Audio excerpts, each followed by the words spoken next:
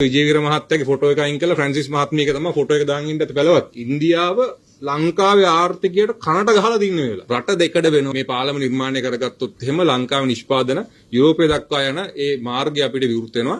මේ මොහොතේ මේ ආයෝජන අවස්ථා ධනෙ නිර්මාණය කරගන්න අවස්ථා අපි ග්‍රහණය කරගන්න ඕනේ. ඒකටත් ආයෝජකෙක් අපිට හම්බෙලා නැහැ මේක දිනු කරන්න. පණිවිඩයක් යනවා. ලංකාවේ ආණ්ඩුවත් එක්ක බිස්නස් කරන එක ප්‍රශ්නයක් වෙන්න පුළුවන්. දකුණු ආසියානු කලාපයේ භාණ්ඩ ප්‍රවාහනය සම්බන්ධයෙන් අපිට තමයි අත්‍තරම මේ හබ් එක නිර්මාණය කරගන්න අවස්ථාව තිබෙන්නේ. මේ ආණ්ඩුවත් මම හිතන්නේ පරණ ආණ්ඩුව වගේම අර බලශක්ති මාෆියාව සිදු කරන සමාගම් වලට මේ ආණ්ඩුවත් යට වෙලා තියෙන්නේ. ඊයේ දැන් මැතිවරණ පළාත් පාලන මැතිවරණයේ චන්ද්‍ර ප්‍රතිඵල ආවට පස්සේ ඊයේ සහ අද දවසේ තියෙන ප්‍රධාන සාකච්ඡාව තමයි කවුද මේ පළවෙනියා කියන එක. පළවෙනියා ගැන තමයි හැමෝම කතා කරන්නේ. පළවෙනියා වෝට් එක ගන්නවා අනික් කට්ටිය එකතු වෙනවා කියන කතාව. හැබැයි මේ පළාත් පාලන ඡන්දේ එක නගර සභාවල පළවෙනියා කියන සාකච්ඡාවට වඩා අපි බලන්න ඕනේ ඇත්තටම මේ මොහොතේ රට කොතනද තියෙන්නේ. රට පළවෙනියද? ලෝකේ දුවනවා. ලෝකේ ආර්ථිකය වේගයෙන් ඉස්සරහට යනවා. හැබැයි අපි කොතනද ඉන්නේ? අපේ නීතිඥ ශ්‍රීලාලක්තික මහත්මයා මේ ගැන විශ්ලේෂණයක් කරා, පැහැදිලි කිරීමක් කරා. අපිට තියෙන ඉස්සරහා තියෙන මේ ධනය උත්පාදනය කරගත්තේ නැත්නම් අපිට වෙන අනතුරු සම්බන්ධයෙන් ඉතින් මේ පළවෙනිය වෙන ගමනේ මම පහුගිය දවස් කීපය පහුගිය මාස කීපයේ මේ ආණ්ඩුව මේ පළවෙනිය වෙන්න ගත්ත විවිධ ක්‍රියාකාරකම් තිබ්බනේ. වඳුරු පෙන්නුවා, වඳුරු ගණන් කරා. ඊට පස්සේ ඉන්දියාව අගමැතිතුමා එක්කන් ආවා. ඊට පස්සේ නීතිඥ ශ්‍රීලාලක්තික මහත්මයා සඳහන් කරා වගේ මහනුවර දළදා ප්‍රදර්ශනයක් වුන් සංවිධානය කරා. ඊට පස්සේ ඔබට මතක ඇති මේ ඉබේටම අර ෆ්‍රැන්සිස් මහත්මිය මාධ්‍යයට එළියට දැම්මට පස්සේ බටලන්ද වාර්තාවක් ගැන කතා කරන්න පටන් ගත්තා. මම හිතන්නේ බටලන්ද වාර්තාව සාකච්ඡා කරන දවස්වල මේ පැලවත්තේ විජේවීර මහත්තයාගේ ෆොටෝ එක අයින් කළා ෆ්‍රැන්සිස් මහත්මියක තමයි ෆොටෝ එක දාගෙන ඉන්නත් පැලවත්තේ. ඉතින් එහෙම වැඩ කරලා මැයි දින තියලා විවිධ දේවල් කරාට ඒ වැඩ කරපු එක ලිස්ට් එකකවත් ඔබ අරන් බලන්න ධනය නිර්මාණය කරන්න අපේ රටේ මේ ආර්ථිකය ගොඩනගන්න මොකක්ද ඒ කට්ටිය ගත්ත වැඩ පිළිවෙල. වැඩ ලිස්ට් එකක් අපිට කියන්න පුළුවන් ඒ කට්ටිය කරපු. හැබැයි ඔක්කොම එයාලා කරලා තින් අර විදිහට අර ගෝඨාභය රාජපක්ෂ කාලේ මේ රටේ අනතුරු වහලා මිනිස්සුන්ට හංගවුවා වගේ මේ වෙලාවෙත් අනුර කුමාර දිසානායක මහත්මයාගේ සුළුතර ජනාධිපතිතුමාගේ ආණ්ඩුව සිදු කරන්නේ මිනිස්සුන්ට ඇත්ත වහලා අර Tamanට පුරුදු විදිහට විවිධ බොරු කියමින් තමයි මේ විදිහට මේ ආණ්ඩුව ගෙනියන්නේ. ඉතින් මේකේ දකින්න තියෙන එක තව කාරණාවක් තමයි මේ ලෝකේ විශාල වශයෙන් මේ ආර්ථික සම්බන්ධයෙන් දැවැන්ත සාකච්ඡාවක් තියෙන වෙලාවක පහුගිය අප්‍රේල් මාසේ ඉන්දියාවේ අගමැතිතුමා ලංකාවට ආවා. ඇත්තටම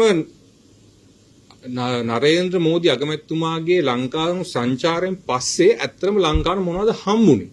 අපේ ධනය ඉස්සරහ නිර්මාණය කරගන්න ආර්ථිකය දියුණු කරගන්න මොන වගේ වැඩපිළිවෙලක්ද ආණ්ඩුව ක්‍රියාත්මක කරේ? මේක කරේ ප්‍රදර්ශනයකටද? ධනය නිර්මාණය කරන්න මොන හරි අලුත් වැඩපිළිවෙලක් තියෙනවද? මොකද නරේන්ද්‍ර මෝදි අගමැතිතුමා ලංකාවට එන්න සති කිහිපයකට කලින්ම ජනාධිපතිතුමා ප්‍රසිද්ධියම ඔහු අර ඉන්දියාවේ ප්‍රකට ව්‍යාපාරික අදානි සමූහය විවේචනය කරා. ඔහු අදානි සමාගම ලංකාවේ ආයෝජනයකට එන්න ලෑස්තිලා හිටියේ මන්නාරමේ සුළං විදුලි බලාගාරයක් ඉදි කරන්න. මේ සම්බන්ධයෙන් මේකේ තියෙන රේට් එක නැත්තම් ඒකකයක තියෙන පිරිවැය සම්බන්ධයෙන් විවේචනයක් ජනාධිපතිවරයා විසින් ප්‍රසිද්ධියට බල කරා. ඉතින් මේ ගැන සඳහන් කළ යුතුයි. මොකද මේ මෙවැනි ආයෝජන ලංකාවේ මෙවැනි ආයෝජන ඉතිහාසෙත් ලංකාවටව හැබැයි ආයෝජන එන්න පටන් ගද්දී ආයෝජන ගැන කැමැත්තක් ආයෝජකයෙක් ලංකාවේ ආණ්ඩුවට ප්‍රකාශ කරද්දී කවුද ඉස්සෙල්ලා මේ ආයෝජකයට විරුද්ධව ආයෝජනයට විරුද්ධව කවුද පාරට ආවේ? ඔබට මතක ඇති අදානි ව්‍යාපාරෙම කලින් ගෝඨාභය රාජපක්ෂ ආණ්ඩුව සමයේ ලංකාවේ වරායේ නැගෙනහිර පර්යන්තේ සංවර්ධනය කරන්න ඉන්දියාවයි ජපානය එකතු වෙලා සංවර්ධනය කරන්න කැමැත්ත පළ කරා. හැබැයි ජනතා විමුක්ති පෙරමුණ ඒ වෙලාවෙත් ජනතා විමුක්ති පෙරමුණත් තවත් වාමාංශික කණ්ඩායම් ගණනාවක් මේ ආයෝජනය මේ සංවර්ධන ව්‍යාපෘතිය අඩපණ කරන්න උද්ඝෝෂණය කරා වැඩපිළිවෙලක් ක්‍රියාත්මක කරා. අද දැන් මේකෙන් මොකද වෙලා තියෙන්නේ? මම කියන්නේ මේක අපි සාකච්ඡාම කළ යුතු කාරණාවක්. මන්නාරමේ සුළං විදුලි බලාගාරය සම්බන්ධ විවේචනය කරලා මම හිතන්නේ අදටත් ආයෝජකෙක් අපිට හම්බෙලා නැහැ මේක දිනු කරන්න. මන්නාරම ගත්තොත් මන්නාරම් ප්‍රදේශයේ සුළං විදුලිය සහ පුනර්ජනනීය බල ශක්තිය සම්බන්ධයෙන් විශාල අපිට හැකියාවක් තියෙන ප්‍රදේශයක්. හැබැයි ප්‍රධාන දේ තමයි අපිට මේ වගේ ව්‍යාපෘති කරන්න හැකියාවක් නැත්නම් ඒ ශක්්‍යතාවයක් තිබ්බට අපිට මේවා නිර්මාණය කරන්න මේ වගේ ධනෙ උත්පාදනය කරන මෙවැනි සංවර්ධන ව්‍යාපෘති කරන්න ලංකාවට සල්ලි නැහැ. ඉතින් අපිට විදේශික ආයෝජකයන් මේකට ගෙන්වා ගන්න සිද්ධ වෙනවා. හැබැයි අදානි ඇවිල්ලා රනිල් වික්‍රමසිංහත් එක්ක නෙමෙයිනේ ඇවිල්ලා ගිවිසුම් අත්සන් කරන්නේ.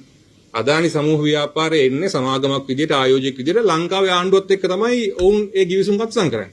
හැබැයි ආණ්ඩු පෙරළුණාට පස්සේ ලංකාවේ ආණ්ඩුව විසින්ම කලින් අත්සන් කරපු ගිවිසුම් ඊට පස්සේ වෙනස් කරනකොට අදානි සමූහ ව්‍යාපාර නෙමෙයි ඇත්තටම හානිය වෙන්නේ. මොකද අනිකුත් ආයෝජකයන්ටත් පණිවිඩයක් යනවා. ලංකාවේ ආණ්ඩුවත් එක්ක බිස්නස් කරන එක ප්‍රශ්නයක් වෙන්න පුළුවන්.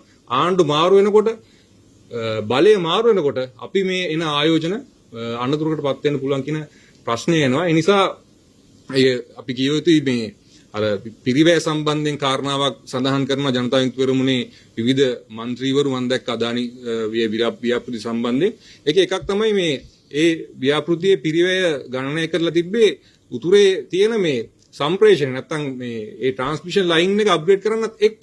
හැබැයි ඒව ගැන කවුරුත් කතා කරන්නේ නැහැ.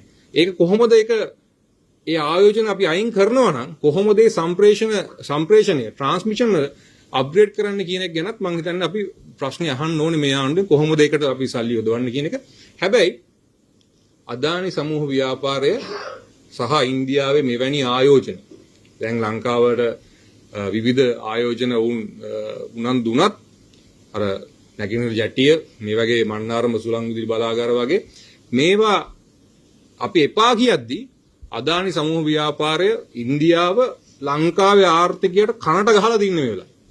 හේතුව ලංකාව මේක කතා කරන්නේ නැහැ. අතන අපේ දේශපාලකයන් මේ මොහොතේ ඔබ බලන්න මේ දවස් කිහිපයකට කලින් දකුණු ඉන්දියාවේ කේරළේ විසංජම් කියලා අලුත් වරායක් ගැඹුරු මුහුදක් සහිත වරායක් වුන් නිර්මාණය කරනවා.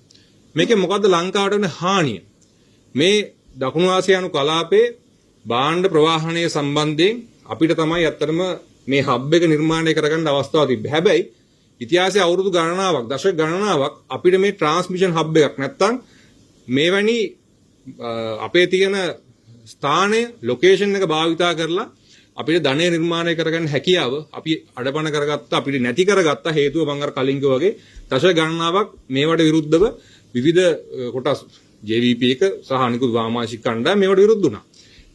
දැන් මේ කොළඹ වරාය මෙහෙම සක්‍රිය වෙනකොට කේරළේ මේ අලුත් වරාය නිර්මාණය කරාට පස්සේ ඒකෙන් බරපතල හානියක් ලංකාවට සිද්ධ වෙනවා. මම හිතන්නේ මේක ඉන්දියාවෙන් තීරණය කරන්නෙත් අපිත් එක්ක දිගින් දිගටම සාකච්ඡාවක් තිබ්බා. ලංකාවත් එක්ක වසර කිහිපයක්ම ඉන්දියාවේ දකුණු ඉන්දියාවත් ලංකාවත් එකතු කරන අර පාලම නිර්මාණය කරමුයි කියලා. මම හිතන්නේ ඒක සංවර්ධනයේ පැත්තෙන් ගත්තොත් එහෙම හොඳ ව්‍යාපෘතියක්. හේතුව අපිට මේ පාලම නිර්මාණය කරගත්තොත් එහෙම ලංකාවේ නිෂ්පාදන යුරෝපය දක්වා යන ඒ මාර්ගය අපිට විවෘත වෙනවා. හැබැයි මේ මාර්ගය නිර්මාණය කරාට පස්සේ මේ මාර්ගය පන්නාරමේ සිට නැගෙනහිර වරාය දක්වා පාරක් නිර්මාණය කරන්න යෝජනා වෙලා තියෙනවා. හැබැයි මම දැක්ක මේ විජිත හේරත් අමාත්‍යවරයා සඳහන් කරනවා මේ පාරක් නිර්මාණය කරොත් එහෙම මෙහෙම අධිවේගී මාර්ගය නිර්මාණය කරොත් එහෙම රට දෙකඩ වෙනවා වගේ කතාවක්. ඕක තමයි කල්නුත් JVP කරේ. දැන් මම තරුණයෙක් විදිහට මට තියෙන ප්‍රශ්නේ තමයි අපි මෙවැනි ධනය නිර්මාණය කරගන්න රටක් විදිහට ධනය නිර්මාණය කරගන්න තියෙන අවස්ථා මේ වගේ බොළඳ කතා කියන අමාත්‍යරු ඉතිහාසෙ තිකේ මෙහෙම කට්ටියමනේ. රටවල් බෙදෙනවා කියනවා පාරක් හදනකොට රට බෙදෙනවා කියනවා ඊට පස්සේ අර උමාය ව්‍යාපෘති හැම කොට මතක ඇති ඒවා ගැන කියපු කතා. ඉතින් මේ වගේ කතා නිසා මේ වගේ බොළඳ අමාත්‍යරු නායකත්වයක් දෙන ආණ්ඩුවක් ගැන අපි කොහොමද තරුණෙක් විදිහට විශ්වාස කරන්නේ? ඉතින් අපිට තියෙන ප්‍රශ්නේ වෙන මොකුත් නෙමෙයි. මේ අවස්ථා ග්‍රහණය කරගන්න ඕනේ මේ මොහොතේ මේ ආයෝජන අවස්ථා ධනෙ නිර්මාණය කරගන්න අවස්ථා අපි ග්‍රහණය කරගන්න ඕනේ. එහෙම නැති වුණොත් මේ ආයෝජක අපේ හින්දා බලන් ඉන්නෙත් නැහැ. මේ අවස්ථා අපි එනකම් බලන් ඉන්නෙත් නැහැ. ඒක වෙන රටකට යනවා. ඒ නිසා අපි කිව යුතු කාරණාවක් අපේ තරුණ පරම්පරාව බලාපොරොත්තුෙන් ඉන්නවා හොඳ ජීවිතයක් ගත කරන්න, වියදම් කරන්න, හොඳ වාහනයක් ගන්න, හොඳ ගෙයක් ගන්න, හොඳ ජීවිතය ලයිෆ් ස්ටයිල් එකක් ගත කරන්න. හැබැයි ඒක අඩපණ වෙලා තියෙන වෙන හේතුවක් හින්දා මේ දූෂිත දේශපාලන සංස්කෘතියක් තිබ්බා. ඒක මං හිතන්නේ අදටත් වෙනස් වෙලා නැහැ. හරි? ඒක අදටත් වෙනස් වෙලා නැහැ. මම හිතන්නේ මොකද බලශක්ති ශේෂ්ත්‍රය තමයි හොඳම ශේෂ්ත්‍රය මේකට තියෙන උදාහරණය. මොකද මේ ආණ්ඩුවත් මම හිතන්නේ පරණ ආණ්ඩුව වගේම අර බලශක්ති මාෆියාව සිදු කරන සමාගම් වලට මේ ආණ්ඩුවත් යට වෙලා තියෙන්නේ. ඒ හින්දා මං හිතන්නේ මේ තරුණ පරම්පරාවක් විදිහට අපිට බලාපොරොත්තු රහිත සමාජයක් තමයි ඉස්සරහට තියෙන්නේ. 2028 වෙද්දී අපිට ප්‍රශ්නයක් තියෙනවා කොහොමද මේ ණය ගෙවන්නේ, කොහොමද ඉස්සරහට යන්නේ කියලා. මම හිතන්නේ මේක ගැන අපි සාකච්ඡාව දිගින් දිගටම නිර්මාණය කරගත්ත යුතුයි. ප්‍රශ්න අහන වෙනුවට මම හිතන්නේ අපි ධනය නිර්මාණය කරගන්න අලුත් මේ තියෙන අවස්ථා ග්‍රහණය කරගන්න හැකියාව දින තරුණ පරම්පරාවක් නිර්මාණය කර ගැනීම තමයි අත්‍තරම අපේ පුද්ගලික අරමුණ.